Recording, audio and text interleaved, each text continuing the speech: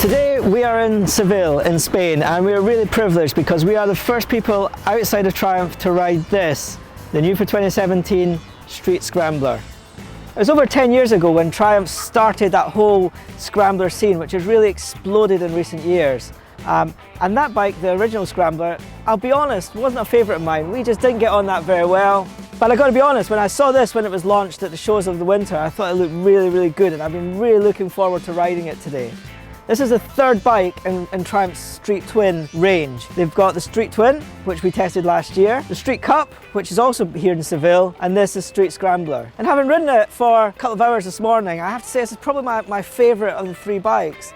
Firstly, the engine just feels right in this chassis. It's not the most powerful, it's about 54 brake horsepower, so it's less than the Ducati Scrambler, which is still the benchmark in the class.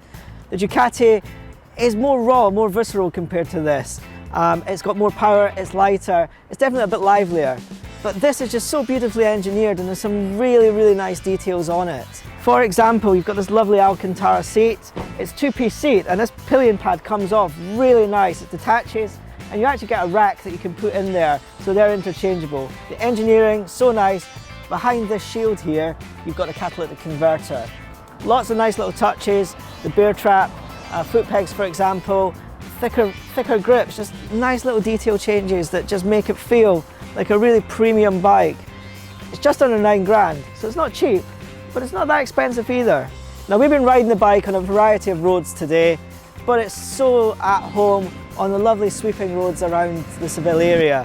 You've got nice wide, taller handlebars, and it's great. You just slalom around the corners and it just feels so nice, so natural, especially when the sun's come out. It's a bit cold this morning, but when the sun came out, just lovely going through those sweeping corners. We did go off-road a little bit. It's got longer travel suspension, front and rear. It's got dual-purpose tyres, which are not off-road tyres, but they're kind of much better than a standard road tyre off the road. Spoked wheels, 19 inch at the front. And we were going on gentle trails and it handled them absolutely fine. It's not a bike you'd buy if you're going to go off-road regularly, but it's quite nice to know that it has the looks and it can do it as well. So overall, really enjoyed riding this bike today. I think the majority of them are going to be picked up by people to ride around town. It's got a lovely, tall, commanding riding position, but it's narrow. I'm a short guy, and it's, you know, I can get 2 feet both flat on the ground with this, and there's no problem at all with that. And it's a real good quality product that I'm sure will do very well as a city bike, and for some people who are just looking for something that little bit different.